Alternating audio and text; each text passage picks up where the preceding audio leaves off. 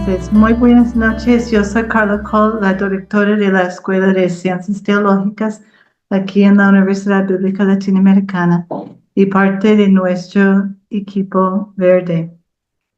Um, Hemos estado ya los últimos 3 años celebrando estos conversatorios, estos espacios sobre justicia climática, donde nos escuchamos a personas activistas que están en diferentes proyectos a favor de la vida. Sabemos que la biodiversidad ahora está bajo amenaza. Hay especies desapareciendo todos los días. Entonces, y de los ciclos de vida depende de la biodiversidad. Entonces, queríamos aprender más sobre este tema esta noche y hemos invitado a una organización aquí costarricense que tiene más de 20 años de trabajar en el movimiento ecologista Ecoseba, Amigos de la Tierra, aquí en Costa Rica. Um, ellos trabajan formando alianzas a nivel local, regional e internacional, trabajando a favor de la justicia climática, creyendo que las soluciones tienen que surgir de las mismas comunidades.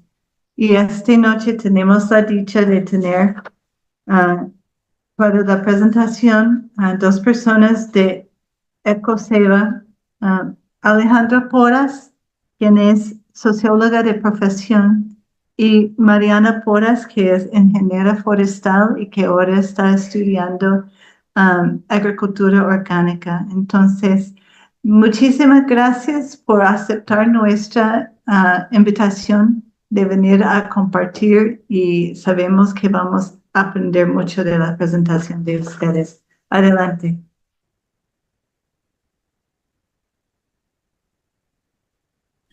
Muchísimas gracias. Voy a ir aquí poniendo la presentación para ver si me pueden, si se ve, ¿verdad? Ujú. Buenísimo, gracias. Ale está teniendo un problema, pero bueno, ahí lo vamos solucionando porque ella está en Heredia, en Costa Rica, y hoy llovió mucho y se acaba de ir la luz. Entonces está tratando como de solucionar el problema, pero bueno, aquí no importa, aquí seguimos. Efectivamente, la invitación que se nos hizo fue para hablar del tema de biodiversidad y justicia ambiental, que es un tema como que como organización ecologista hemos venido pues trabajando por mucho tiempo. Entonces, como para contarles un poquito más de Coeco Ceiba, aunque ya aquí nos presentaron, pero bueno, para contarles un poquito más, eh, voy a ver si puedo, es que hay una barra que me distrae, pero bueno, no importa, ahí no la jugamos. Eh, ya sé aquí, ya puedo, ya, listo.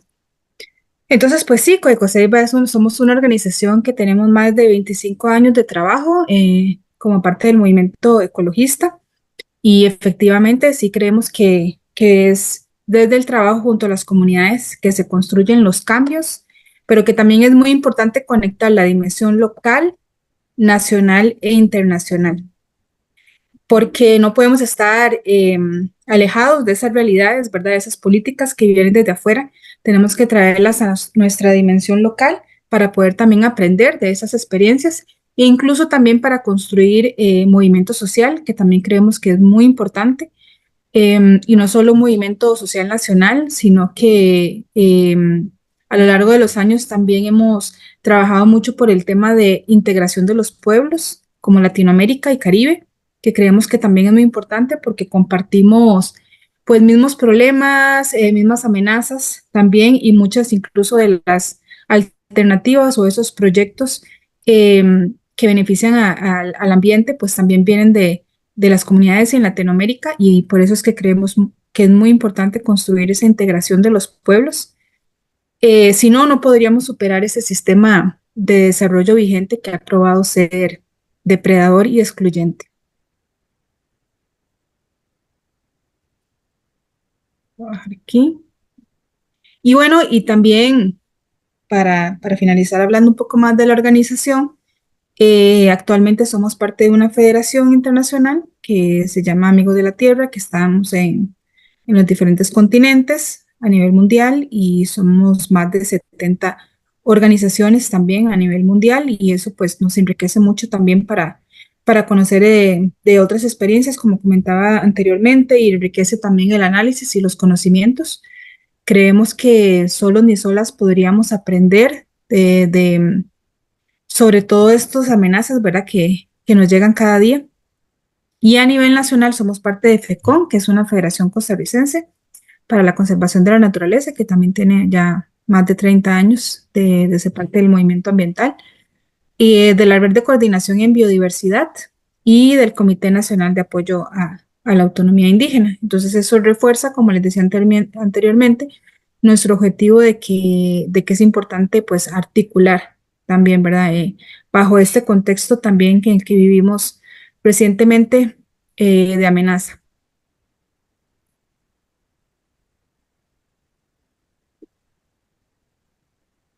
Eh, Ok.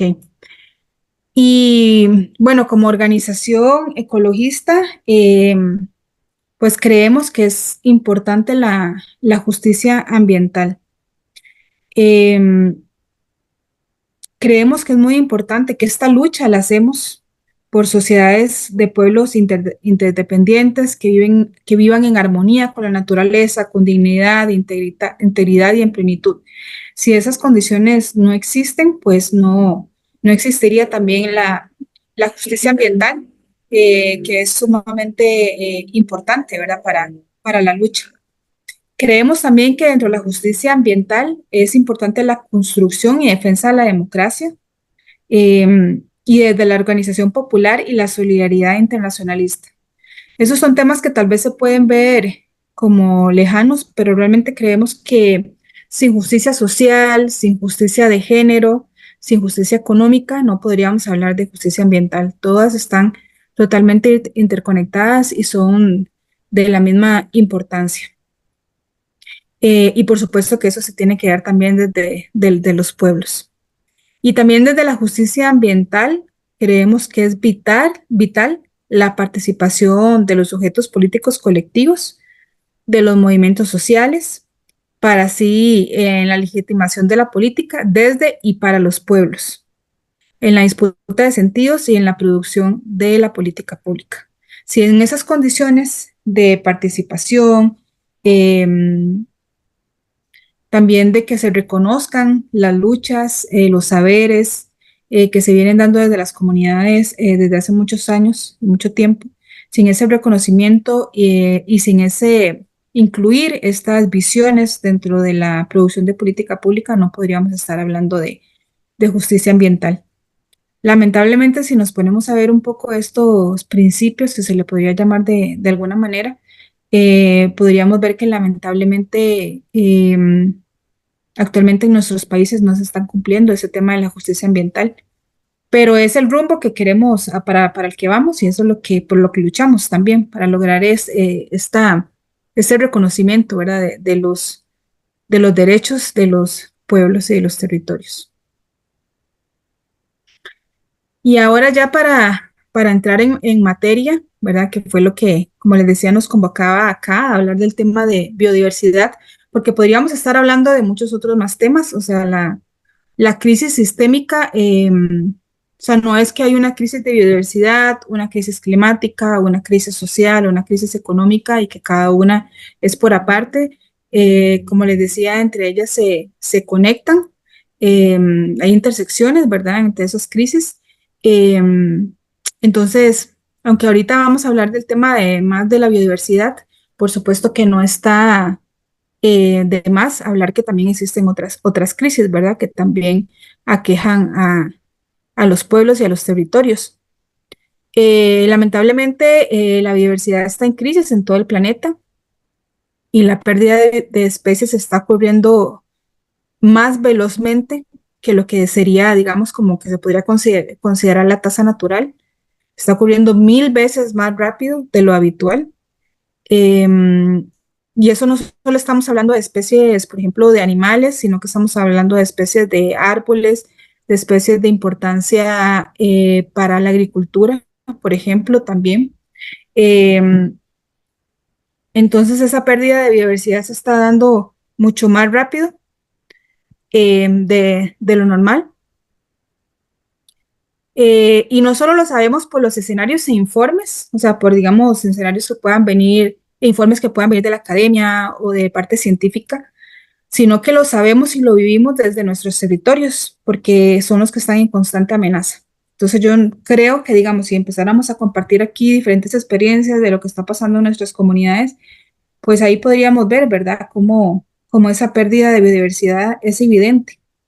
No necesitamos como informes que lo justifiquen, pero a pesar de eso, igual vamos a hablar acá ahora de algunos informes que sí son relevantes, ¿verdad? Porque muchas veces para los tomadores de decisiones, la parte de los conocimientos científicos es muy importante y entonces pues así también vamos a compartir algunos de esos datos. Y por supuesto que esa pérdida de biodiversidad, como les decía al principio, pone en riesgo a los ecosistemas en general, ya que se rompen las interacciones entre las diferentes especies. Y cuando estamos hablando de distintas especies, no solo estamos, como decía al principio, de especies como animales, sino incluso como nosotros como humanidad, también como estamos viviendo también ese riesgo y cómo vemos que se rompen esas interacciones y cómo eso también nos afecta, ¿verdad?, en nuestra vida diaria. Y bueno, y como comentaba al principio, si le sumamos el cambio climático, ¿verdad?, la crisis climática, pues el panorama realmente es desalentador. Hay que reconocer eso, pero bueno, estamos acá para seguir luchando, pero reconociendo esta crisis de la biodiversidad, pues también es muy importante, ¿verdad?, para realizar nuestro trabajo.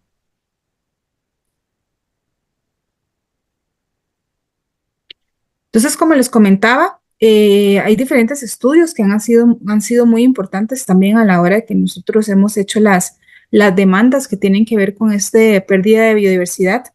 Y aquí hay un estudio, un informe de evaluación mundial de los servicios ecosistémicos y una evaluación también de la diversidad biológica. Me parece que es del 2019, pero igualmente ahora en el chat les voy a poner los enlaces a esos dos estudios y también algunas otras publicaciones que utilizamos, pero que, como les decía, es muy importante tener estos materiales para seguir hablando con autoridades, ¿verdad? O para generar información también de conciencia de lo que está pasando. Entonces, este informe, por ejemplo, nos habla, como les comentaba, de la pérdida de diversidad, que esta pérdida es global y que está en declive, que aproximadamente 1 millón de especies están en riesgo de extinción y muchas en las próximas décadas debido a las actividades humanas. Y eso aquí es muy importante porque también en ese informe se reconoce que parte de las causas, que bueno, que vamos a hablar un poquito más adelante, pero que muchas veces no se ha puesto con énfasis, es también las actividades humanas, ¿verdad? Que han hecho que esa pérdida de la biodiversidad sea mucho más rápida de lo que debería. También nos hablan de la afectación a los servicios ecosistémicos, los servicios que los ecosistemas proporcionan, como la polinización, la regulación del clima, la provisión de agua limpia. Todos esos servicios que llamamos ecosistémicos lamentablemente han estado en deterioro y esto afecta la calidad de vida de los humanos y la estabilidad de los ecosistemas. También en este informe se reconoce que las presiones principales o las causas incluyen la transformación del uso del suelo, la sobreexplotación de recursos naturales, el cambio climático, la contaminación y las especies invasoras. Pero bueno, eso ahorita vamos a hablar un poquito más también. También reconoce este informe que esta pérdida de biodiversidad y de esos servicios ecosistémicos que nos da la biodiversidad tienen implicaciones significativas para la seguridad alimentaria, para la salud, el bienestar y el desarrollo económico. O sea que ese impacto en los humanos en la humanidad es considerable. También en el informe se reconoce la necesidad de acciones, se requieren medidas urgentes y transformadoras para revertir esa tendencia y esto incluye políticas efectivas de conservación, cambios en los patrones de consumo y producción y un enfoque más integrado de la gestión del medio ambiente. Y también subraya la importancia de la cooperación global y la integración de la biodiversidad en políticas económicas y desarrollo para abordar eficazmente estos desafíos. Entonces hace un llamado a la acción coordinada para proteger la biodiversidad y asegurar esa sostenibilidad de esos servicios ecosistémicos que son vitales para el bienestar humano y la salud del planeta. Entonces, como les decía, ese es un estudio que reveló, digamos, cosas que ya sabíamos, pero que nos dan este grupo de consultores, de científicos, de conocedores en el tema, nos dan mucha más información y ratifican lo que ya veníamos como organizaciones sociales pues demandando también. Aquí hay otro gráfico que también de otro informe, que ese también es reciente, del año pasado. Ese es un estudio realizado por la Universidad de Estocolmo, que tiene que ver con los límites planetarios. Y la idea es que con este estudio se ilustra cómo las actividades humanas han impactado los sistemas globales esenciales para mantener la estabilidad de la Tierra. Este concepto de límites planetarios también es un concepto que se empezó a desarrollar desde el 2009, se popularizó y se basa en identificar 9 límites planetarios que son críticos para el equilibrio del sistema terrestre. Entonces, por ejemplo, entre los límites planetarios habla del cambio climático. Bueno, a ver si aquí lo puedo, no sé si ven aquí como la flechita, aquí el cambio climático. Tiene que ver también con la pérdida de biodiversidad, es otro límite planetario. La alteración del ciclo de nitrógeno y del fósforo, que eso también está muy relacionados con el uso intensivo de fertilizantes, que ya sabemos que principalmente se utilizan en la agricultura.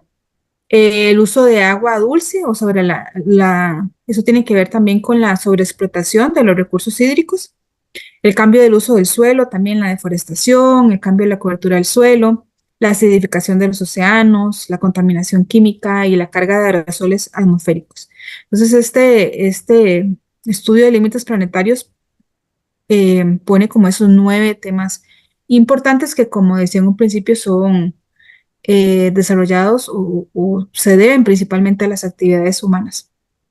Entonces, para entender también un poco, hay una zona segura, que es esta zona central, que, bueno, representa el planeta Tierra, que es la zona segura, que se pone en color verde, y esto indica que el impacto humano se encuentra dentro de este límite planetario. Y se supone que aquí hay como, si se encuentra dentro de este círculo, digamos que todavía está entre un equilibrio, ¿verdad? Y tenemos una zona de advertencia, usualmente con un color como amarillo anaranjado, y la zona crítica de riesgo, que ya es un color más rojo intenso. Entonces, bueno, y una zona gris que básicamente lo que dice es que tienen que haber mucho más estudios para determinar los impactos. Pero básicamente este gráfico nos demuestra que hay límites que ya hemos sobrepasado, ¿verdad? Y que son importantes porque si seguimos sobrepasando estos límites, los impactos cada vez van a ser más severos y vamos a sufrir mayormente las consecuencias. Em, yo creo que en el tema de cambio climático hay algunos impactos que son más evidentes o los sentimos más, son más tangibles, por ejemplo, el tema de inundaciones o más bien al contrario de la sequía, ¿verdad? Los calores. Ya un compañero al principio del Zoom nos contaba que en el lugar donde vive está sufriendo bastante calor y también como esas olas de calor o esas inundaciones cada vez se van más intensificando. Tal vez en la biodiversidad a veces no podemos hacer más tangible cuando se desaparece una especie porque tal vez no lo vemos. Entonces, este tipo de estudios también nos ayuda a identificar, bueno, que estamos ahorita sobrepasando estos límites planetarios, lamentablemente. Y ese estudio también, yo se los voy a pasar ahí, el link por el chat. Bueno, las causas, ya hemos mencionado un poco sobre las causas de esta pérdida de biodiversidad, pero igual vamos a repasarlas un poco, que tiene que ver con el sistema alimentario y agrícola industrial. Aquí hay que reconocer la palabra industrial, ¿verdad? Porque no es necesariamente el sistema agrícola que realizan las familias campesinas o en territorios indígenas o más a pequeña escala, ¿verdad? Sino que ese sistema alimentario y agrícola industrial es uno de los principales motores de esa pérdida de biodiversidad y que además también genera otras consecuencias, ¿verdad? Como más de corte, digamos, de sociales o demás, por ejemplo, como el acaparamiento de tierras. También es evidente también un uso intensivo de plaguicidas que tiene consecuencias para la salud humana y también para el agua, ¿verdad? Que es un bien común tan preciado que sabemos que lo ocupamos para muchas de nuestra vida y que cada vez esa contaminación es más evidente. Bueno, tal vez para los que nos acompañan desde otras partes de Latinoamérica, por ejemplo, en Costa Rica, este año se han hecho denuncias de contaminación por agroquímicos en fuentes de agua, tanto así que en esos lugares se prohibió, digamos, que las personas consumieran agua del tubo, por decirlo de alguna manera, si han tenido que recibir agua por camiones cisterna. O sea, eso es, los límites acá en el país exceden. Ese es uno de esos casos, pero también recientemente también se detectó contaminación de otros agroquímicos, un camión que cayó también cerca de un río y todo el agroquímico se vertió al río y también contaminó totalmente el agua. Esos son esos tipos de impactos que vemos también de ese sistema alimentario agrícola industrial que repercuten en la biodiversidad, pero que también repercuten en nuestra salud, ¿verdad? Y también el tema, pues, los monocultivos como un medio, como un sistema de producción que también trae muchas consecuencias para la pérdida de biodiversidad, porque sabemos que un monocultivo es un área extensa sembrada por una sola especie, ¿verdad? Ya sea forestal, ya sea para consumo humano. En Costa Rica aquí tenemos una imagen del tema de la piña, ¿verdad? Que ha sido que ha traído muchas problemáticas a nivel territorial y nacional. Y por supuesto que eso repercute en la pérdida de biodiversidad, porque no son áreas en donde se siembran varias especies que se complementan entre ellas, que ayudan para evitar la propagación de plagas, o etcétera, o que nos ayudan para tener una alimentación más variada, etcétera, sino que es una sola especie que se siembra en grandes extensiones y que trae ese tipo de consecuencias. Y también saber que ese sistema alimentario y agrícola industrial, pues principalmente beneficia a un sector que son las transnacionales, ¿verdad? No es como que no las familias o nosotros nos vemos beneficiados por esta producción, sino que beneficia a un sector transnacional, un sector corporativo, eh, con ganancias excesivas y que eso no se ve reflejado en las comunidades. También como las causas está el extractivismo y las industrias sucias. Ahí podríamos hablar desde minería, desde la producción de energía, por ejemplo, nuclear, pero también incluso, bueno, otros tipos de energías. La minería no solo metálica, sino la minería de ríos, la extracción de petróleo, etcétera, que pues sí ya se han reconocido también mundialmente que tienen sus impactos no solo en la biodiversidad, sino también pues en otros medios como la atmósfera, etcétera, ¿verdad? Por la acumulación de gases, la acumulación de residuos, contaminación de agua y todo esto. Y ahí también, por supuesto, que hay un componente corporativo bastante fuerte que son los que impulsan ese tipo de actividades extractivistas. Otra de las causas son los patrones de producción y consumo, que también vivimos en sociedades con una visión de consumo bastante fuerte, em, y eso cada vez se ve mucho más reforzado por los medios de comunicación y demás, donde nos incentivan a seguir consumiendo cosas que se van a acumular, ¿verdad?, en el ambiente. Y uno de los principales problemas que podríamos mencionar, entre muchos, tiene que ver con el plástico, con la producción de plástico, que también beneficia a las corporaciones petroleras, porque el plástico en sí es a base de petróleo, ¿verdad? Y nos venden este montón de cosas con plásticos de un solo uso, bueno, que yo sé que muchos ya conocen un poco esto, pero también podríamos hablar, por ejemplo, de la industria de la ropa también, No sé si han visto unas imágenes del desierto en Atacama, en Chile. Son desiertos de ropa extensos, de gente, de ropa que no, que pudo haber sido usada, tal vez teniendo un segundo uso, pero se desecha así y así compramos una ropa y después compramos otra y etcétera. Entonces, también por los patrones de consumo, también incluso hasta de los alimentos, ¿verdad? Que hay zonas del mundo que consumen alimentos a gran escala y muchos también pasan a ser desecho. Em, y bueno, entonces eso también es una de las causas de la biodiversidad. Y también otras son los impactos de los asentamientos humanos o el desarrollo inmobiliario sin planificación. Y bueno, yo creo que a nivel latinoamericano podríamos hablar de mucho de este tema, también muchos ejemplos. Eh, Uno de ellos, por ejemplo, es el desarrollo inmobiliario que se da en las zonas de las costas, eh, que son para atractivos turísticos, donde se desarrollan esos grandes hoteles, destruyendo la biodiversidad. Y bueno, y Costa Rica, por supuesto que no está exento de esto, y el caso más reciente ha sido el tema, toda la controversia, ¿verdad? Que ha habido alrededor de Gandoca Manzanillo, en la zona del Caribe del país, y cómo a pesar de que en el país existe una ley que impide em, convertir, digamos, que el uso del suelo no puede ser, digamos, de bosque y cortarse, porque, digamos, hacer em, un retroceso en el uso del suelo, que ya está por ley. A pesar de eso, ha sido evidente la deforestación que se ha hecho en zonas de fragilidad, de mucha importancia ambiental, ¿verdad? Eh, También beneficiando a intereses económicos.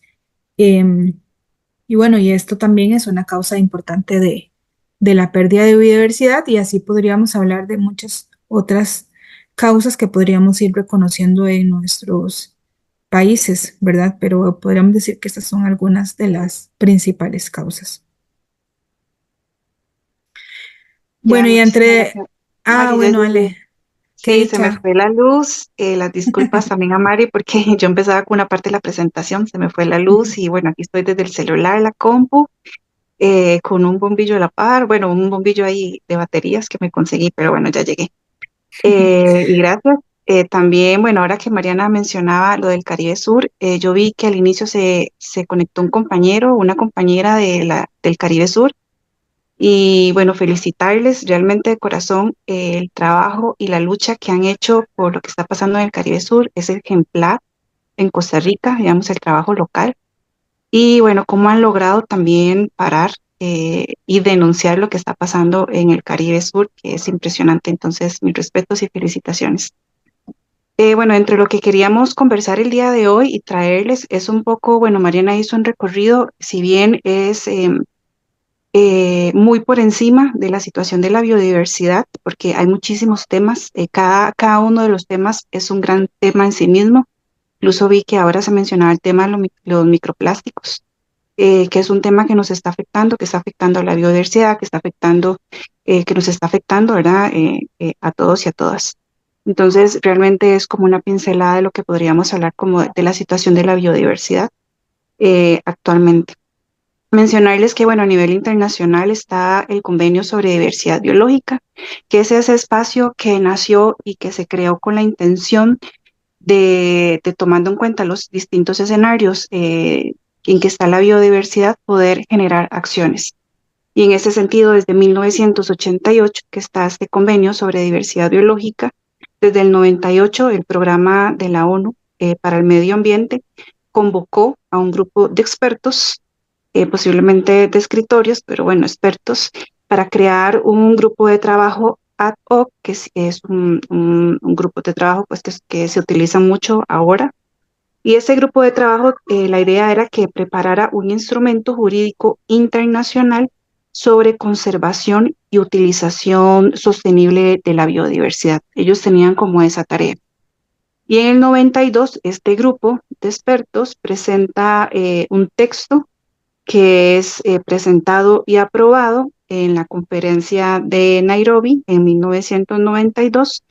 Y desde el 92 y el 93, bueno, es un texto que es abierto, e incluso, bueno, se ratifica en el 92 y es acompañado, firmado por aproximadamente 168 países en ese momento. Y en Costa Rica particularmente se ratifica en el 93, porque desde que se presenta el texto, la gente firma que está a favor del texto y ahí después empiezan los procesos de ratificación en cada uno de los países que son firmantes de este convenio.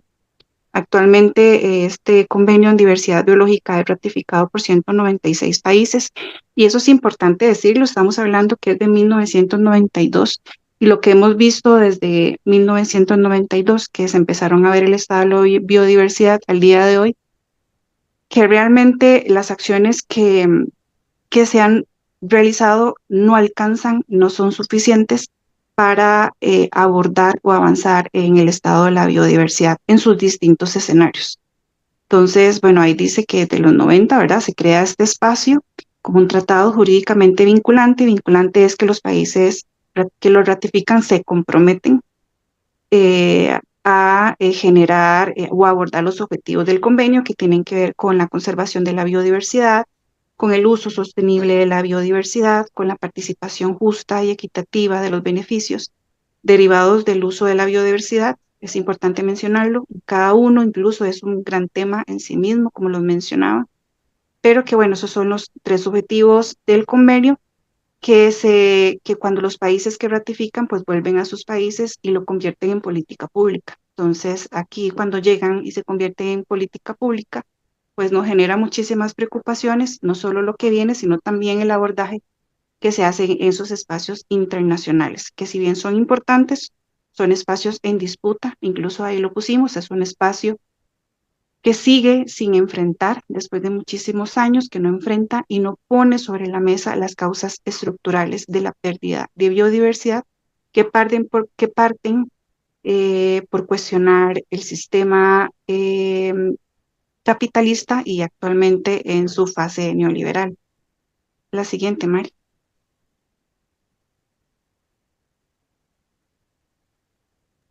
Sí, Ale, tal vez antes de pasar a la siguiente, tal vez ahí recordar que en Costa Rica, cuando se aprobó el convenio sobre la diversidad biológica, está, digamos, como el instrumento jurídico nuestro, por decirlo de alguna manera, es la ley de biodiversidad, que fue también un proceso que participaron muchas organizaciones en la construcción de esta ley, que está en constante amenaza también. Pero bueno, que tenemos ese instrumento que nos sirve también cuando hacemos luchas ambientales y demás. Y bajo esta ley de biodiversidad también se creó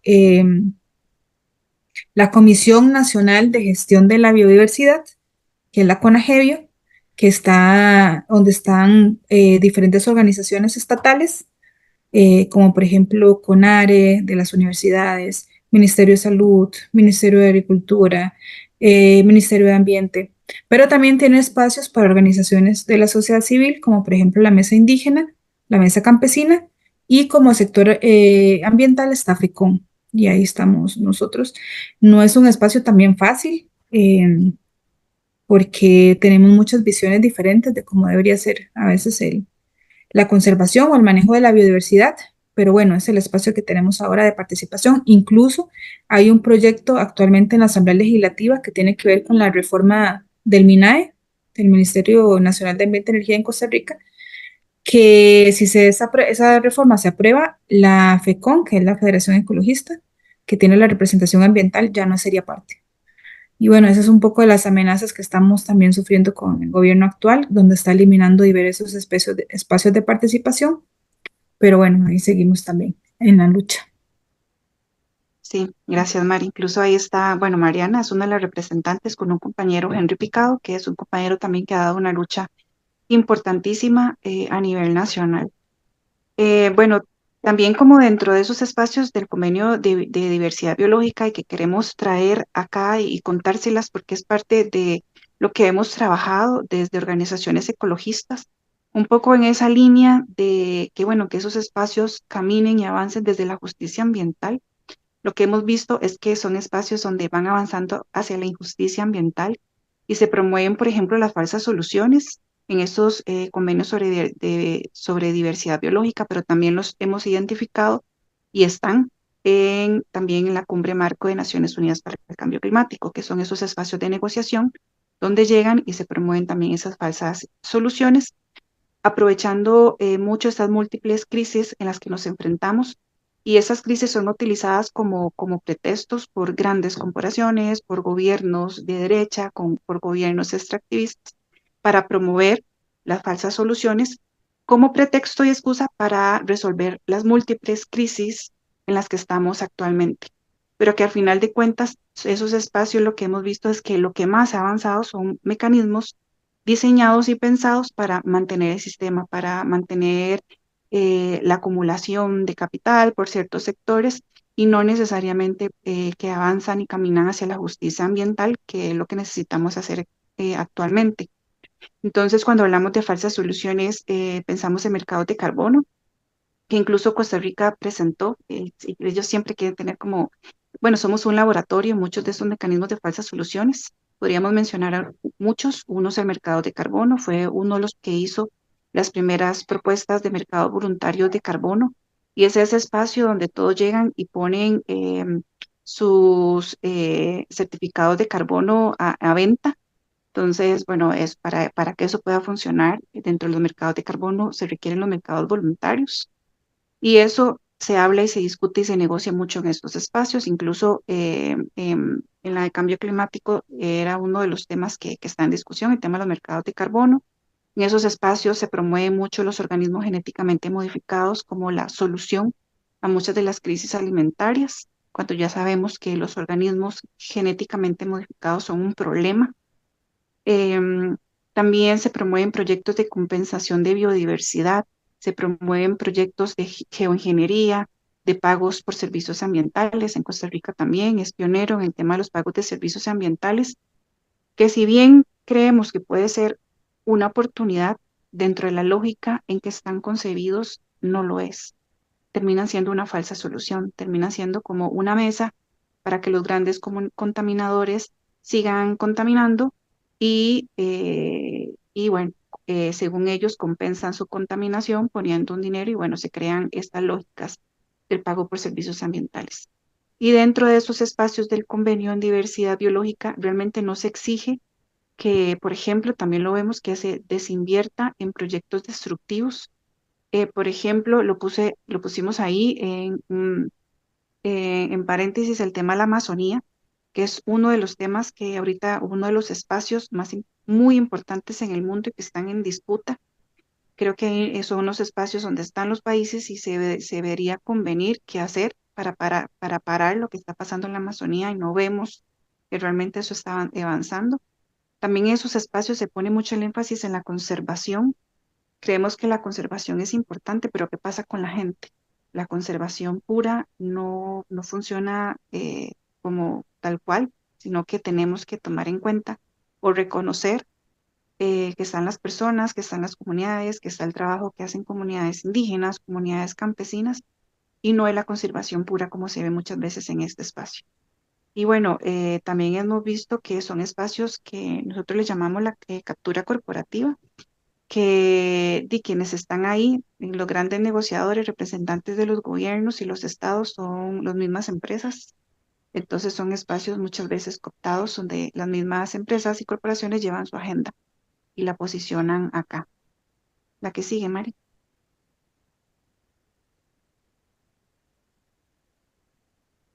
Bueno, esa es una imagen nada más que queríamos poner de parte de las campañas que nosotros realizamos en Amigos de la Tierra Internacional sobre falsas soluciones, de falsas promesas a soluciones reales, cómo navegar en el lavado verde, también le llamamos mucho el lavado verde, lo que se hace en esos espacios de negociación por parte de empresas y gobiernos. La que sigue, Mari. Bueno, algunos de los retos que nosotros vemos en esos espacios también son, bueno, lo que mencionaba, lo mencioné ahora, tiene que ver con la compensación de biodiversidad, que son como los grandes ejes que se posicionan en esos espacios. La compensación tiene que ver con los créditos a la biodiversidad que se promueven desde la compensación, que permiten que agentes privados compensen sus acciones causantes de pérdida pagando por su conservación. Es como decir, yo peco, rezo y empato. Una cosa así funciona el tema de la compensación. Y nosotros lo vemos como una falsa solución. También vemos que no son espacios, como lo mencionaba también, que no se reconoce el rol de las comunidades campesinas, de los pueblos locales. Hay un poco reconocimiento de ellos cuando realmente son quienes llevan como la batuta en temas de conservación. Y bueno, también dentro de esos espacios de negociación, son espacios donde las organizaciones pues tenemos muchísima poca incidencia y cuando nosotros llegamos pues estamos en constante amenaza. La que sigue, Mari. Bueno, otro de los temas es el Fondo Biodiversidad. Son espacios que para que muchas de los países puedan aplicar lo que se proponen en políticas públicas y en estrategias de biodiversidad se requieren fondos y no hay los fondos suficientes para que esos planes de acción o esa ambición climática que mencionan ahora o esa visión, porque urge hacer las cosas y para eso se requieren fondos, no hay. Entonces también vemos que es un reto dentro de esos espacios conseguir los fondos necesarios para hacer esto. Hay un tema que incluso va a posicionarse muy fuerte ahora en la COP16 en Cali, Colombia, que tiene que ver con el canje de deuda por naturaleza o por acción climática, como le llaman, que son, bueno, mecanismos financieros que nacen desde la década de los 80 durante la crisis de la deuda en América Latina y el Caribe. Entonces lo que se dice, bueno, los países de América Latina están sumamente endeudados. ¿Cómo hacer para negociar de alguna manera eh, la deuda que tienen los países por toda la conservación y todo lo que se hace en la región?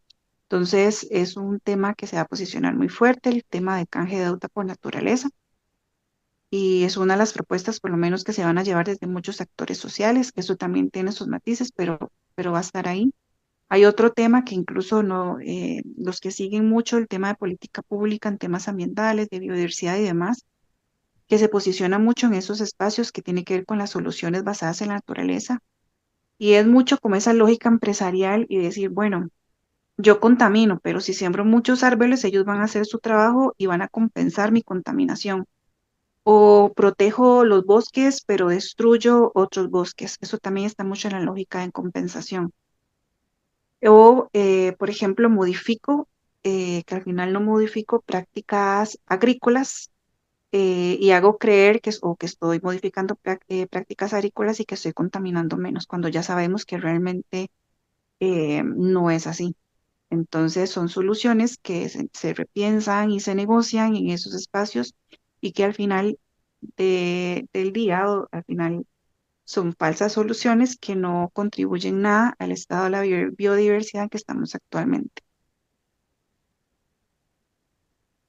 Bueno, esa es una publicación que también, bueno, Mari está pasando algunas publicaciones que tiene que ver con soluciones basadas en la naturaleza. Esta la llamamos un lobo con piel de cordero y tiene que ver con un poco como esa lógica encubierta, ¿verdad? Que se presentan como soluciones cuando no lo es, y unas son las soluciones basadas en la naturaleza o soluciones naturales para el clima que han cobrado gran relevancia en los debates, en lo que se posiciona y en lo que está en los debates del clima y la biodiversidad en los últimos años. Y también ha tomado mucha fuerza en las discusiones que tienen que ver con la transformación de los sistemas alimentarios. Entonces, le recomendamos esta publicación que habla muchísimo sobre el tema y lo contextualiza, conceptualiza y pone muchísimos ejemplos sobre las soluciones basadas en la naturaleza. Siguiente, Mari. Y bueno, nosotros desde donde nos posicionamos, porque a veces nos dicen que somos los nonos, que no, que no, que no, pero realmente son propuestas que hemos estudiado con muchísima profundidad.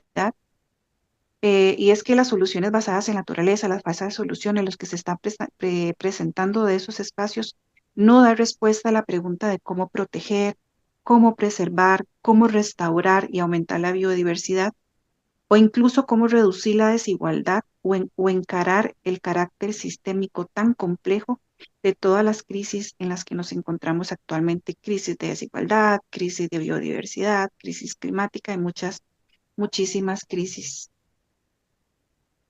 Siguiente.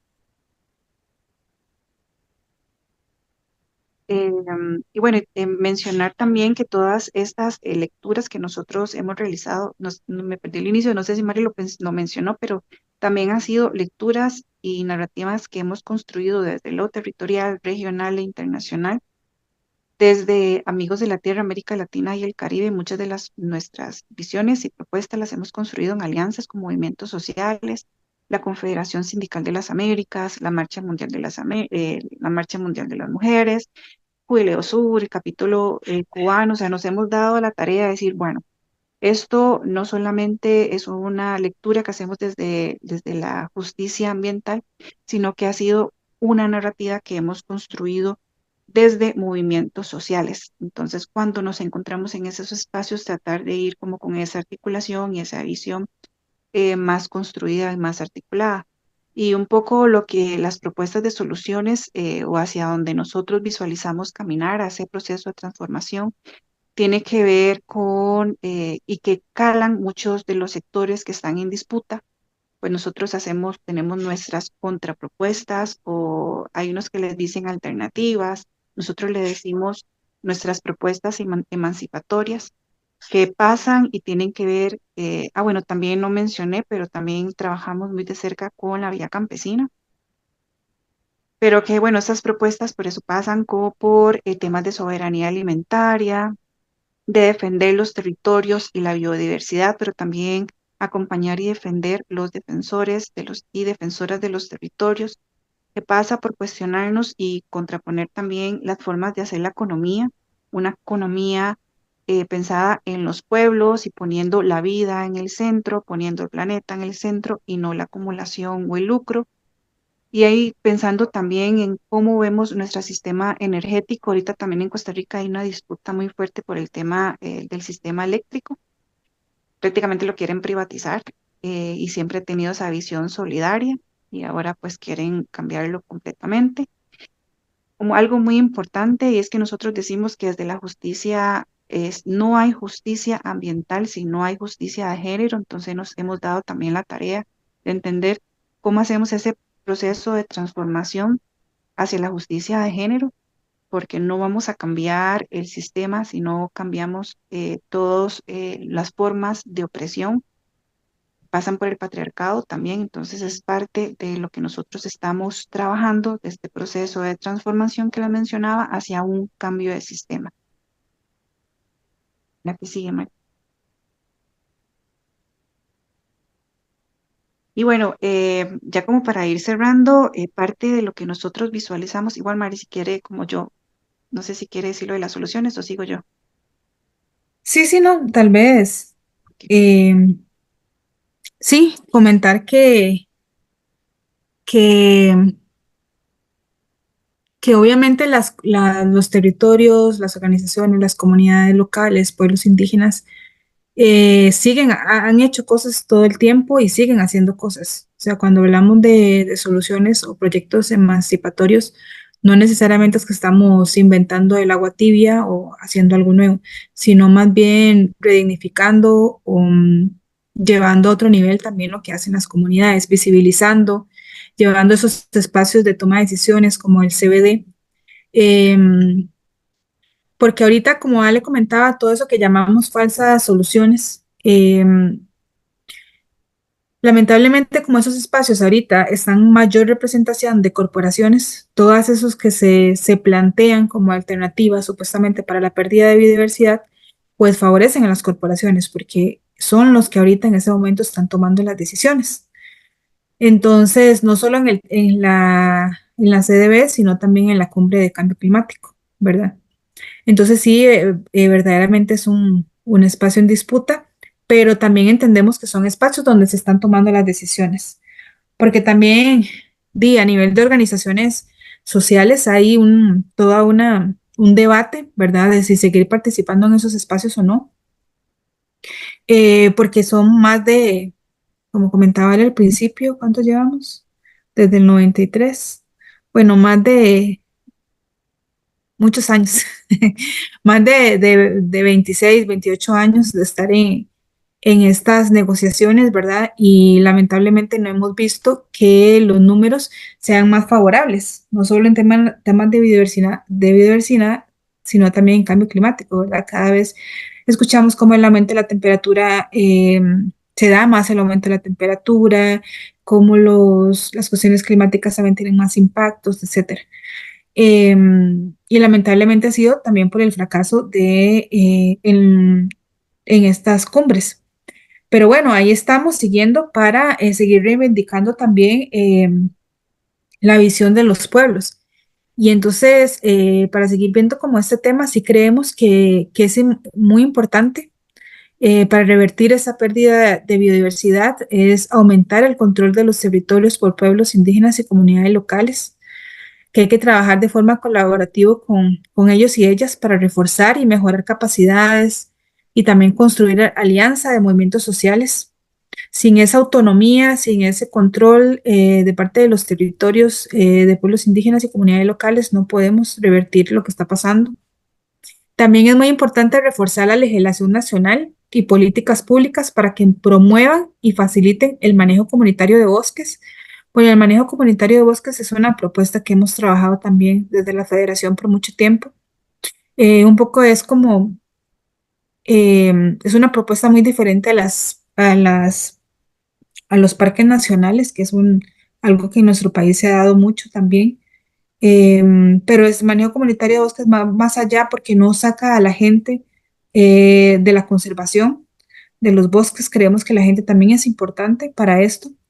Y eso no es algo nuevo tampoco, lo han hecho por generaciones en comunidades indígenas, por ejemplo, de cómo tienen esa visión de manejo, de cuidado, incluso de uso del bosque, pero desde una visión no mercantilista ni destructiva. Entonces, bueno, creemos que es muy importante que ese tipo de propuestas sea más visible en la legislación nacional y en la política pública. Respetar e implementar los derechos de los pueblos indígenas y comunidades locales a la tierra, la autodeterminación, el conocimiento tradicional, respetar el derecho a la consulta, al conocimiento libre, previo e informado, y que éste sea vinculante en torno a cualquier proyecto propuesto o política que afecte su territorio. Porque muchas veces también en diferentes países de la región se crean esos protocolos de consulta, pero muchos no son vinculantes, solo son para hacer un check, digamos, como en que se hizo la consulta para ver si se imponía o si se establecía un proyecto extractivista en el territorio, pero no son vinculantes, entonces al final muchas veces terminan siempre desarrollándose esos proyectos. También promulgar leyes y políticas nacionales para limitar el control empresarial de los bosques y la biodiversidad. Creemos que también el control empresarial, las transnacionales son un agente muy importante que ya comentamos anteriormente en la pérdida de biodiversidad, pero que lamentablemente ahorita no existen leyes que sean vinculantes para que esas empresas sean culpabilizadas por proyectos de destrucción o por pérdida de biodiversidad. Entonces se está trabajando mucho, creemos que es importante promover esas leyes y políticas nacionales y en Costa Rica podríamos verlo con muchos casos. Por ejemplo, cuando fue la contaminación del agua en el Caribe, hace ya varios años, fue el Estado al final el que terminó dándole agua a las comunidades, pero ninguna empresa fue culpabilizada por esto, ¿verdad? O que revirtiera el daño o que hiciera reparaciones, como quiera que queremos que sean, etcétera. Entonces tienen un control desmedido sobre la legislación, sobre los estados, y creemos que eso también es importante revertirlo. Incluso actualmente se está trabajando en un tratado vinculante para empresas transnacionales a nivel de las Naciones Unidas. Ha sido una lucha muy fuerte, pero que hay también muchas organizaciones sociales dando la batalla por esto. Ya eso es un tema bastante grande que ya se tendría que ampliar más, pero esa lucha se está dando. Hay, luego también frenar los mercados de emisiones de carbono, las falsas soluciones, los mecanismos de certificación, las actividades empresariales que afectan a los pueblos indígenas, las comunidades locales, los bosques y la biodiversidad. Y implementar ahorita también se está discutiendo algo que se llama el Marco Mundial sobre la Diversidad Biológica,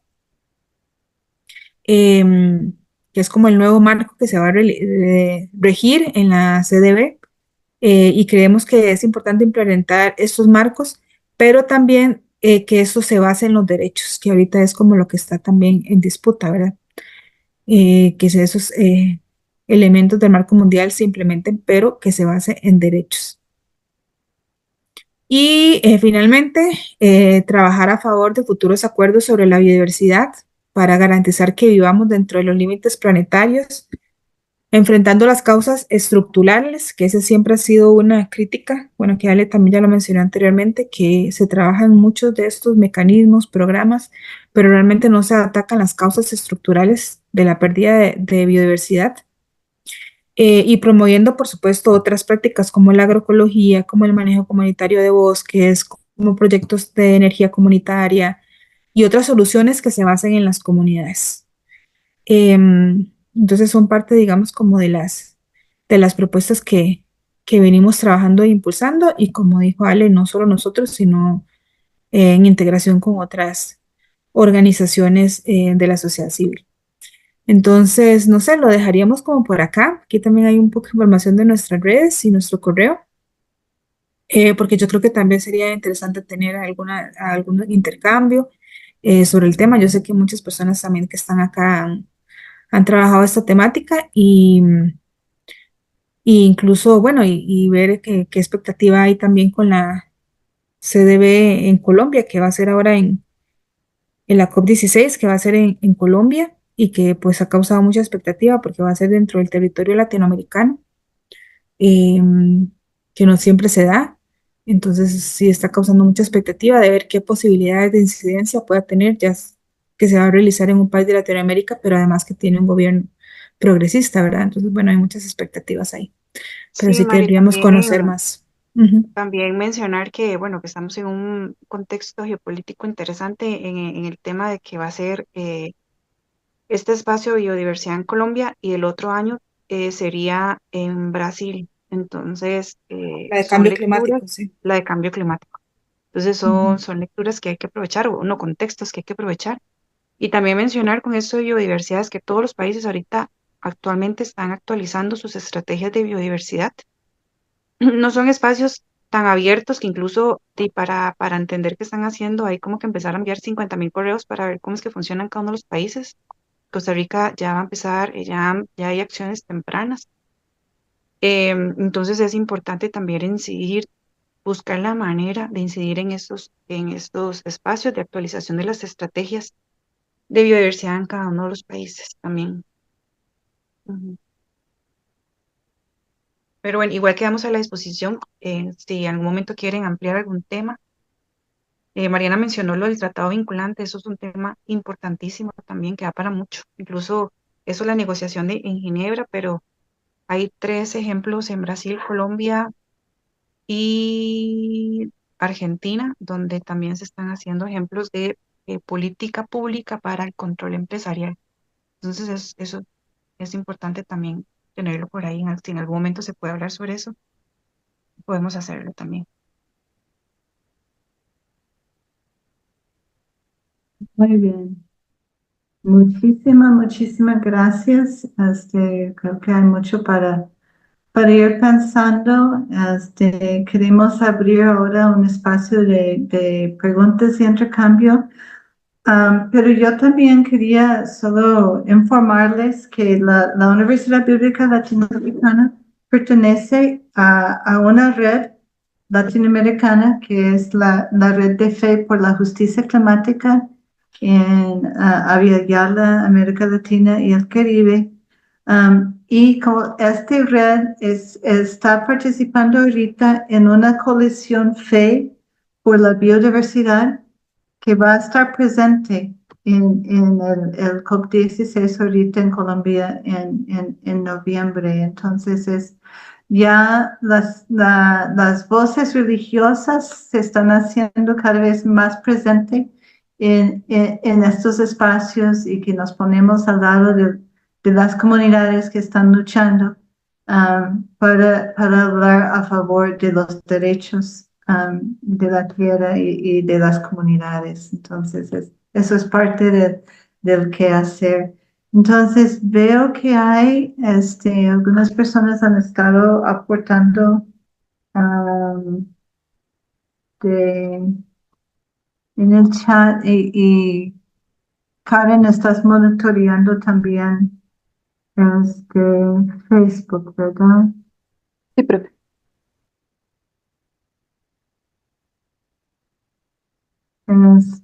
Se comenta, Ana María, de Perú, que se modificó una ley en Perú que protegía, ¿verdad? La parte de la selva, de la Amazonía ahí en Perú, de la deforestación, pero se están modificando las leyes para permitir más deforestación. Tenemos, bueno, están pidiendo información sobre la administración comunitaria de los bosques. Eso viene de del corredor biológico Paso de la Danta en el sur Pacífico de aquí de Costa Rica. Sí, es algo ah, mi- miré muy interesante y nos hace preguntar por también cómo hacer trabajo de reforestación y campañas en una forma que aumenta la capacidad de las comunidades de proteger sus bosques. Um, Marcos y Jenny están preguntando por certificaciones y no sé si no se quieren hacer la pregunta en voz alta porque no sé a qué se está refiriendo. Buenas noches. En una de las diapositivas, creo que era el penúltimo, creo, hablaba de cosas que tienen que eliminar y hablaba de certificaciones. Y me preguntaba de qué, porque como nosotros como institución buscamos la certificación de la bandera azul, entonces quería saber más de lo. No, Sí, ¿a no sé qué se si... refería? Porque estaba Ajá. hablando eliminándolo. Sí, sí, sí. Creo que hablamos de diferentes certificaciones. Muchas veces, por ejemplo, las empresas de monocultivos, por ejemplo, las empresas piñeras o también muy conocido en empresas forestales que buscan la certificación, diciendo como que tienen un proceso eh, que no es contaminante, que es una madera, digamos, que viene de un proceso sostenible, sustentable y demás, pero en la realidad no es esto. Entonces estábamos hablando más que todo este tipo de certificación, digamos, de procesos productivos que son dañinos, pero lamentablemente muchas de estas certificadoras son también corporaciones que ganan mucho dinero para hacer este trabajo. En Costa Rica sí se ha habido mucho el tema con piñeras, ¿verdad? Que reciben certificaciones. Entonces nos referíamos más como a ese tipo. Por ejemplo, las empresas de palma a nivel mundial, muchas tienen certificaciones, a pesar de que ya sabemos que tienen ahí procesos destructivos, por ejemplo, en los países asiáticos como Indonesia, Malasia, de todos estos países. Entonces sí ha habido mucho crítica, digamos, a esos procesos que no son fiables, lamentablemente. Pero sí, se puede confundir con otro tipo de certificaciones, incluso se puede confundir, por ejemplo, con certificaciones orgánicas o ese tipo. Pero nos referíamos más a ese otro tipo de certificación.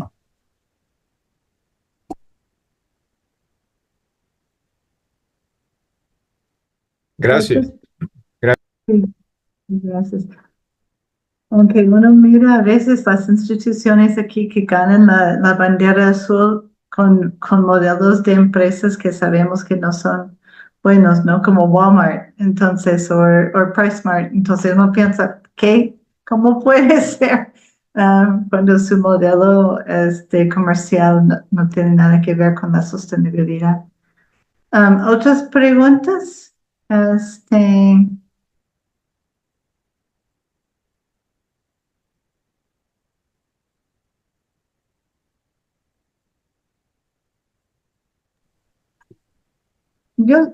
Mía. Ya. Bueno, hablando de la biodiversidad y de la justicia ambiental, Me preguntaba si hay, bueno, porque no lo conozco, ¿verdad? Quizás sí lo hay, pero no conozco, digamos como un control de la pérdida aquí en Costa Rica de esa biodiversidad y cómo esto está afectando directamente, digamos, porque todo está interrelacionado, ¿verdad? Toda especie tiene su función, ¿verdad? E incluso dentro del mismo suelo, subsuelo y demás, ¿verdad? Que eso también influye dentro de los mantos acuíferos y demás. Entonces, si ustedes tenían algún conocimiento de algún control de eso, de las especies que se han visto em, eliminadas o extintas a partir de estos sistemas de producción depredadores, ¿verdad? Aquí en Costa Rica. Gracias. Sí, bueno, están los informes del estado de la biodiversidad, que incluso son informes que se redactan y se construyen como parte de los compromisos de estar en esos espacios y cumplir también como los requisitos. Igual los informes son muy importantes porque a partir de ellos se toman decisiones. Y en Costa Rica sí están estos informes, incluso en una reunión que yo escuché hace poco, van a hacer una actualización.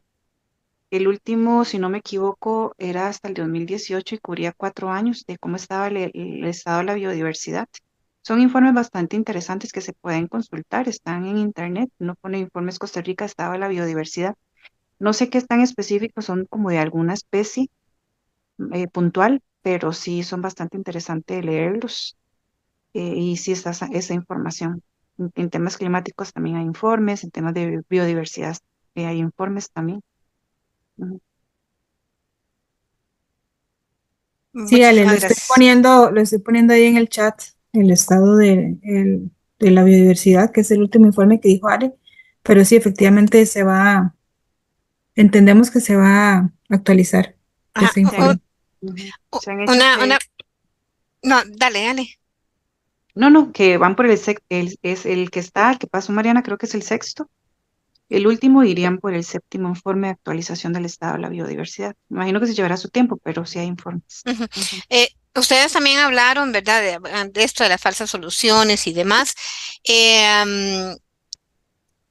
Porque a veces para cumplir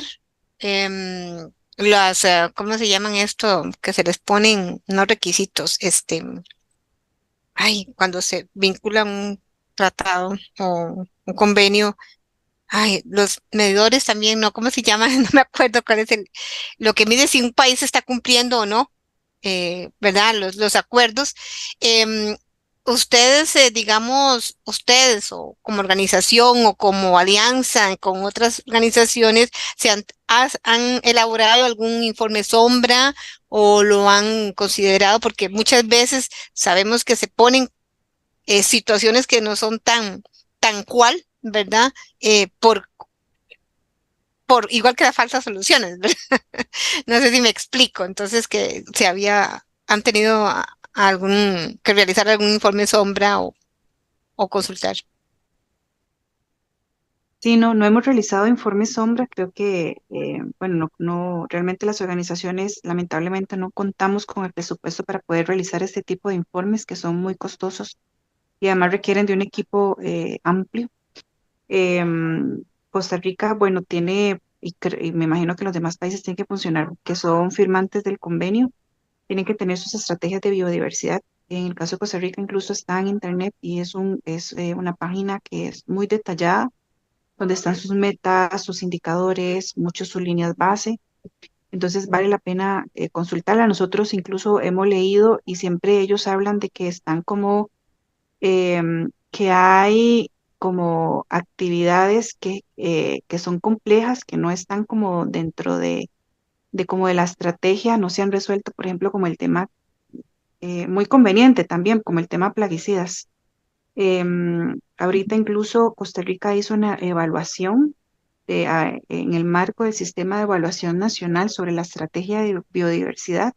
Si hubiese una persona, nosotros no hemos podido ver el informe, estuvimos en la presentación, pero vale la pena leerlo. Incluso en el informe empezaron diciendo que habían hecho una superconsulta con todos los actores involucrados, que tenían que ver con la estrategia, con alguna de las grandes áreas, y nosotros, qué raro, ninguna de las organizaciones locales nos llaman, ¿verdad? Incluso nosotros, digamos, tenemos representación de la CONAGEBIO y había muchas organizaciones vinculadas que no pasamos por los procesos de consulta de ese proceso evaluativo, pero vale la pena como leerlo, incluso ver cuáles son como esos temas que no se están diciendo, lo que no se está diciendo como para hacer incidencia ahí. Y sí, bueno, el tema de incidencia creo que en todos los países es muy complejo, pero bueno, sí. Bueno, en resumen, informes así como sombra no hemos realizado, algunas cosas, cuestiones como puntuales, pero sí, ya un informe a ese nivel, pues no. Muchas Quería ver si gracias. podía también que la compañera que quería ver sobre el manejo comunitario de bosques, que si podíamos ampliar.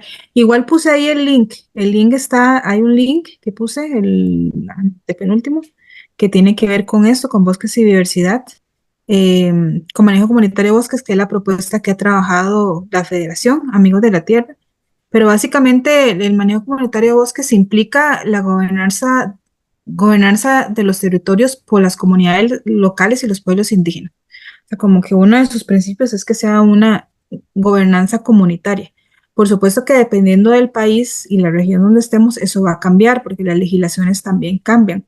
Pero sí tiene como algunos principios, que es este, ¿verdad? El tema de autodeterminación, la autonomía, que sea por organización comunitaria también, que se respete, digamos, cómo se promueve esa organización comunitaria. Em, También que tiene ese carácter colectivo, el manejo comunitario de bosques. Bueno, ahí en el link pueden entrar y ver como las diferentes características de lo que nosotros llamamos manejo comunitario de bosque o gestión comunitaria de los bosques. Por ejemplo, en Costa Rica, nosotros trabajamos este tema con asentamientos de Lida, que ahora es INDER, pero en ese momento eran asentamientos de Lida en la zona norte, porque como para ejemplificar un poco lo que estamos hablando, porque ahí cuando se establecieron diferentes asentamientos de Lida, algunos de ellos tenían remanentes de bosque que por diferentes razones, ya sea porque la comunidad se movilizó y no se deforestó, o porque tiene características que no eran viables para la agricultura, o porque tenían fuentes de agua, etcétera, se mantuvieron como reservas de bosque en algunos. En otros, por ejemplo, pues se deforestó para seguir construyendo, ¿verdad? Dentro del asentamiento. Pero algunos mantenían esos remanentes de bosques que más o menos podíamos estar hablando de unas 70 hectáreas, 100 hectáreas. Entonces, estos remanentes de bosque, a pesar de que están en asentamientos de Lida, es patrimonio forestal del Estado, ¿verdad? O sea, no puede ser patrimonio ni de la comunidad, ni pueden ser manejados por el IDA, sino que se supone que es, como es patrimonio forestal del Estado, debe ser manejado por el MINAE. Pero, o bien, ya todos conocemos un poco también las condiciones del MINAE, del Ministerio de Ambiente. Muchos de esas no estaban, ni siquiera el MINAE las conocía que existían, ¿verdad? Y no tenía como el financiamiento para poder tener control o cuidado de esas áreas. Y entonces lo que nosotros promovimos mucho fue el tema de ese control comunitario. O sea, si ya había una comunidad organizada, muchas hicieron, por ejemplo, delimitación del área que era bosque, hicieron estudios biológicos, qué tipo de árboles se encontraban, qué tipo de especies de plantas, se hicieron protocolos de manejo y conservación, se discutía entre la comunidad, bueno, qué actividades quieren hacer actividades de turismo, bueno, se hacen senderos con ciertas características. O sea que muchas de estas comunidades también a veces tenían voluntariado de otros países y llevaban a los voluntariados al bosque para delimitarlos, para limpiar los senderos. O sea, cómo podría también ser incluso una fuente de financiamiento para la misma comunidad. Pero que la comunidad decidiera, por ejemplo, habían discusiones que si se aprovechaba la madera caída o no, pero que fuera una decisión comunitaria. Bueno, ahí se hicieron como trabajos interesantes, porque si nosotros creíamos que esas áreas podrían darse en concesión, por decirlo de alguna manera, a esas comunidades. Un poco también lo que se hacía lo que se hace en Cahuita, ¿verdad? En el parque, que son la misma comunidad la que cobra la entrada. No sé si todavía se mantendrá de esta manera, pero por ahí era el sentido, ¿verdad? Ese manejo comunitario del área y que la misma comunidad se involucrara en esto, en el cuidado, en la conservación. Eh, pero sí no ha habido tanto apoyo estatal para este tipo de estrategias que podría ayudar en ese control, porque muchos, como ya sabemos, el MINAE no tiene todos los recursos, muchos parques nacionales tienen un guardaparque o guardaparques que no puede realizar las labores de control y monitoreo, pero si hubiera una integración más comunitaria, esto podría ser diferente, ¿verdad? Un poco para amplificar lo que hablamos de manejo comunitario de bosques, pero como les digo, según la comunidad del país, esto puede cambiar. Hay países, por ejemplo, que sus territorios indígenas no están delimitados, como si están delimitados acá en el país. Entonces, que esas comunidades puedan reconocerse el manejo comunitario es muy importante, porque más bien en esos países, por ejemplo, poner un ejemplo en México, que esas áreas no están delimitadas, han llegado el Estado y dice, aquí queremos poner un proyecto para conservar, para bonos de carbono. Este bosque va a servir para producir bonos de carbono. Entonces la comunidad se tiene les tiene que desplazar porque está con esa premisa de que las comunidades locales son las que deforestan, son las que hacen actividades de deforestación, cuando sabemos que son más bien otra cosa, es la ganadería extensiva, es la agricultura industrial, es desarrollo inmobiliario, etcétera. Pero ha existido mucho esta premisa a nivel internacional que son las comunidades locales, ya sea campesinas o indígenas, que deforestan. Entonces, más bien esta propuesta es como todo lo contrario. Eh, Espero haber como un poco dado respuesta y si no, como digo, ahí está el link para ampliar. Muchísimas gracias, muy importante. Yo no sé si hay otras preguntas. Yo sí tengo dos, pero no sé si. Uno es que en la primera lámina que pusieron sobre soluciones, que hablaban de transformaciones, ¿verdad? De derechos. Me llama la atención que no hubo nada sobre lo ecosistémico, es decir, que no hay un enfoque sobre cómo aumentar la capacidad de los ecosistemas de recuperarse. Um, y entonces no que eso, y cómo colaboran los residentes humanos dentro de estos ecosistemas en estos procesos de recuperar. Entonces, no sé si ustedes trabajan ese tema porque no estaba ahí en la lámina, entonces me llamó la atención. Sí, como organización tenemos una publicación llamada Nuestra que tiene que ver con la restauración ecologista del bosque tropical, así lo llamamos en su momento. Porque sí creemos, digamos, en esa restauración. Sí, tal vez no está tanto como en las filminas, porque también creemos que si se les dan derechos a las comunidades, si se da autonomía, esa autogestión, si se controla, digamos, o elimina ese control empresarial, pues indirectamente se podrían ir dando como esos recuperación de los ecosistemas, ya sea el agua, em, el aire, si se promueven procesos agroecológicos, ya entonces estaríamos utilizando menos agroquímicos.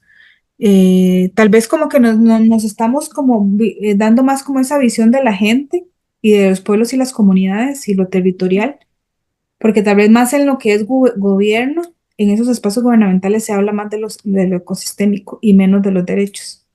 Entonces tal vez como quisimos como ponerlo de esa manera, pero efectivamente la restauración es muy importante y esa restauración basada también en los conocimientos de las mismas comunidades, porque no puede ser una restauración también que se puede utilizar basada en monocultivos. Muchos monocultivos entran de estos mercados de compensación, aunque sean monocultivos de eucalipto, que han habido problemas en otros países, o como las plantaciones forestales entran dentro de esas propuestas, ¿verdad? Y nosotros creemos que es todo lo contrario. Ujú. No, entonces me parece que eso es el desafío, ¿no? Cómo asegurar que estos discursos se vinculen muy claramente en una forma de emancipatoria y no a favor de las compañías, las empresas. Solo hacer un comentario porque eso tocaría a nosotros y nosotras en el campo que trabajamos, que es la teología. Me llamó la atención mucho el comentario sobre estos esquemas de compensación, ¿no? Que es, bueno, como pedir perdón después de haber pecado y ya se borra todo.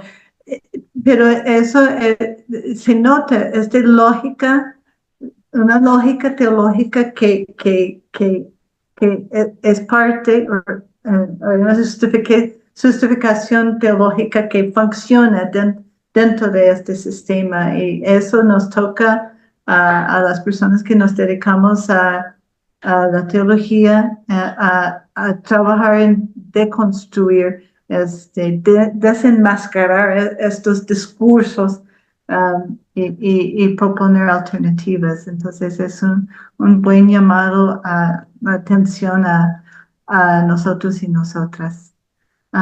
Bueno, yo creo que vamos a ir Tal vez cerrando. una última pregunta que yo creo que ya la han hecho 2 veces Marco y Jenny, y muchas gracias, que nos dice también que hay tantos espacios donde hay necesidad de actuar, empresas internacionales, gubernamentales, agricultura, industrial, los derechos de las comunidades y los pueblos indígenas. Para Coecoseiba, ¿cuál es el espacio o los espacios donde nos surge más actuar? Híjole, esa es una pregunta bastante profunda y muy importante, o sea, digo, pero sí es complicado porque efectivamente hay muchos frentes de batalla en ese momento y a veces es muy difícil concentrarse en ellos. Yo creo que también un poco como las especialidades o necesidades también como de cada organización y los recursos que en ese momento tenga y las fuerzas que en ese momento em, eh, se, se, se puedan como juntar, ¿verdad? Yo creo que la articulación es muy importante para poder tener como diferentes maneras de poder incidir en diferentes espacios. En este momento es claro que incidir en espacios gubernamentales es muy difícil. En este momento, ¿verdad? Político en el que estamos. Ya sea el Ministerio de Ambiente, el Ministerio de Agricultura, es complicado. A nivel asambleario también es complicado porque también hay muchas fuerzas ahí que ya tienen su visión, digamos, más establecida, pero todavía hay algunos espacios en los que se puede conversar. Em, También a la hora de cuando nosotros queremos hacer incidencia, también es muy importante el fortalecimiento político. ¿Por qué? Porque si nosotros vamos a esos espacios, por ejemplo, donde se está desarrollando, discutiendo la Estrategia Nacional de Biodiversidad, y se está evaluando, pero no conocemos nada o no sabemos entonces cuáles son nuestras propuestas, es muy difícil incidir. Por eso sí creemos que los espacios en donde nos articulemos y nos estemos juntando y estemos hablando de las diferentes temáticas es muy valioso porque así aprendemos entre todos y todas y así vamos también defendiendo una agenda común. Y sea cual sea el espacio en que estemos, vamos a ir a posicionar esa agenda común. Pero eso nos ha costado mucho como movimiento ambiental, ya sea por eso mismo, porque tenemos un montón de campos de batalla, por temas de financiamiento, hasta por temas de coincidir incluso en posiciones. eh, es complicado, pero yo creo que sí tenemos que primero, ese es tema de fortalecimiento político, articular alianzas. eh, También el trabajo comunitario es muy importante porque a nivel comunitario se pueden hacer muchas cosas, porque uno puede incidir a nivel municipal, puede hacer ahí, digamos, dentro de su territorio puede hacer cosas, no necesariamente tiene que irse a lo nacional. Eh, y también incidir en algunos pasos de cuando se está construyendo política pública. Pero yo sé que sí es todo un reto porque muchas veces no sabemos. Pues, o sea, todas estas estrategias y que hemos estado hablando no las hacemos entre las comunidades. Eso ha sido que algo que mucho hemos reflexionado. O sea, son estrategias que vienen de arriba hacia abajo. Entonces, como son estrategias como mercados de carbono, el tema de compensación, que aquí también creo que hay una pregunta sobre eso, que no son nuestras propuestas, pues tenemos que entrar desde primera a conocer entonces de qué se trata, qué es el mercado de carbono, cómo se intercambia el carbono, quién lo paga, de dónde viene. Entonces se hace mucho más compleja nuestra tarea. Por eso digo que esos espacios de articulación son muy importantes. Entonces, digamos, no puedo decir que haya un espacio en específico. Yo creo que depende de nuestra temática, pues ahí va a ser el espacio en que podemos hacer, pero sí es muy importante la articulación. En este momento, por ejemplo, estamos viendo el tema del proyecto de ley para cambiar el ICE, para ampliar, digamos, el mercado a privados y estamos haciendo como todo ese trabajo para hablar con sindicatos. Tal vez como sector ambiental vamos a hablar con los sindicatos y sentarnos a la mesa. Bueno, hay momentos en que no hemos coincidido en ciertas cosas, pero ahorita es algo que nos atañe porque estamos hablando del modelo solidario y público de electricidad y tenemos que sentarnos a trabajar en eso. Em, Entonces, como para ahí acercarse también a las diferentes actividades que se están haciendo, creo que ese espacio ha sido muy interesante y ahí entre todos hemos podido compartir diferentes preocupaciones y conocimientos. Y Sí, aquí también pregunta lo del principio de no, compensación. ¿Usted quiere decir algo, Ale? no, que es muy importante. Ahora, creo que al principio nos terminas hablaba sobre los sujetos políticos colectivos. Creo que también tenemos que generar más educación política. Creo que incluso ahorita nos estamos topando como con una sociedad como muy poco crítica, que incluso hay una juventud que se está construyendo y redefiniendo desde las redes sociales y eso es sumamente preocupante. Consumen información vacía, digamos. Entonces también hay como ese reto de cómo generar tanto la articulación entre sectores. Siempre decimos que esto no lo vamos a ganar solos el movimiento ecologista, porque además estamos los ecologistas, los ambientalistas, los conservacionistas. Entonces, ¿cómo hacemos para generar alianzas de donde podamos? Incluso hay un ejemplo que tal vez, si hubiera el espacio, lo podemos conversar, que se llama la Jornada Continental. Es un nombre largo, pero el nombre corto es la Jornada Continental y es ese espacio donde están los sindicatos, el movimiento, eh, la Marcha Mundial de las Mujeres, hablando con los sindicatos de bueno, están los sindicatos, las feministas, el movimiento campesino, el movimiento ambiental, sentados viendo áreas de articulación posibles. Entonces, un área de articulación posible es la democracia. Estamos perdiendo la democracia y nosotros sin democracia, ningún sector va a poder salir adelante. Entonces, ¿cómo hacemos para defender las democracias? ¿Cómo hacemos? Otro tema, la integración regional. Tenemos que empezar a hablar de integración regional. Entonces, y es una experiencia muy interesante, siempre la pongo como ejemplo, cómo distintos sectores se están sentando a ver cuáles son esas grandes áreas. Incluso esta jornada ahora se va a ver en Cali, en el convenio en la COP de diversidad biológica, y buscan espacios de articulación regional para seguir articulando. Acaban de estar en la CELAC Social en Honduras, hablando de democracia e integración regional, que son como esos grandes paraguas donde se pueden sentar y dialogar. Hay muchas cosas en donde no estamos de acuerdo. Ya Mari puso un ejemplo a nivel nacional, pero es un ejemplo de ejercicio de articulación e integración sumamente interesante. También el tema del tratado vinculante es otro ejemplo de articulación. Entonces son como algunos ejemplos que podríamos en algún momento conversar más a profundidad, profundizar más. En Costa Rica pues tenemos nuestras dificultades también de articulación. Nos hemos separado mucho, pero bueno, ahí hacemos lo que podemos desde nuestros espacios. Bueno, ahí está el bloque verde, que siempre decimos que es un espacio de articulación interesante, donde se han logrado llevar a cabo luchas importantes y pues ahí nos hemos reencontrado algunas cosas, en otras no. Y pues ahí vamos un poco ahí. No sé, Mari, si usted quiere referirse al de compensación. Sí, básicamente cuando estamos hablando de compensación, que tenía como una filmina. Está la premisa de que el crecimiento económico es necesario, ¿verdad? Eso es lo que dicen las empresas. Que el crecimiento económico es necesario y que cada corporación tiene derecho a seguir creciendo o ampliando operaciones, utilizando más serie de recursos y que para eso se le necesita para cumplir con esa visión de desarrollo que existe, ¿verdad? Entonces así se crece la agroindustria, crece la expansión urbana, crece la infraestructura, crece minería, industrias energéticas, etcétera. Pero ya sabemos y ya hablamos que esas industrias tienen un impacto, ¿verdad? En la pérdida de biodiversidad o en el cambio climático, etcétera. Entonces ellas dicen, ok, afirmamos que para seguir haciendo estas actividades, lo que vamos a hacer es compensar nuestros impactos.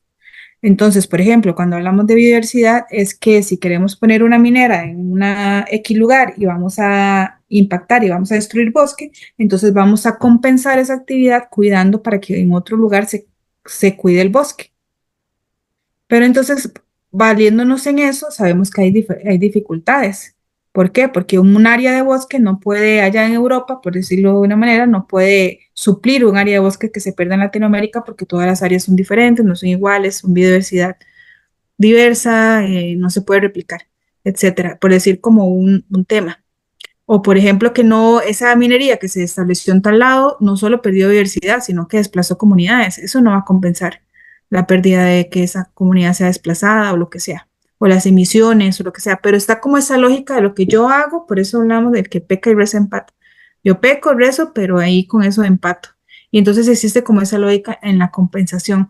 También voy a buscar una publicación que tenemos sobre ese tema para Sí, ponerla por acá.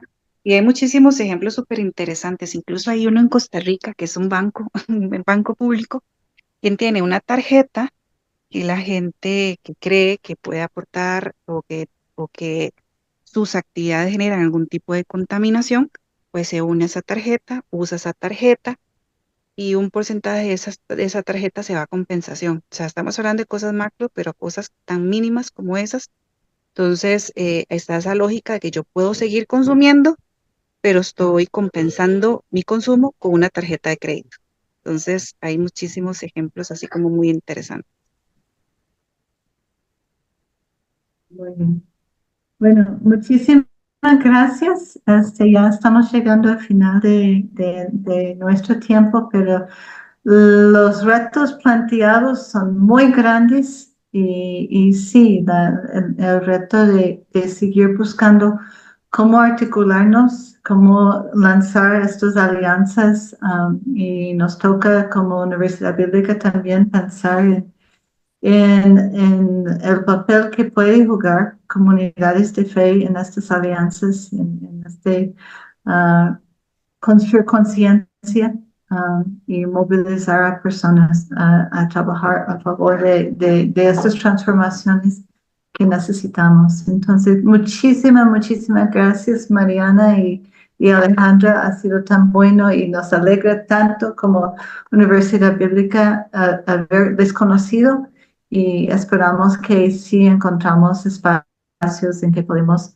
colaborar y acompañarles. Entonces, no sé si tienen palabras finales para este público. No, No, solo ma- agradecer ujú.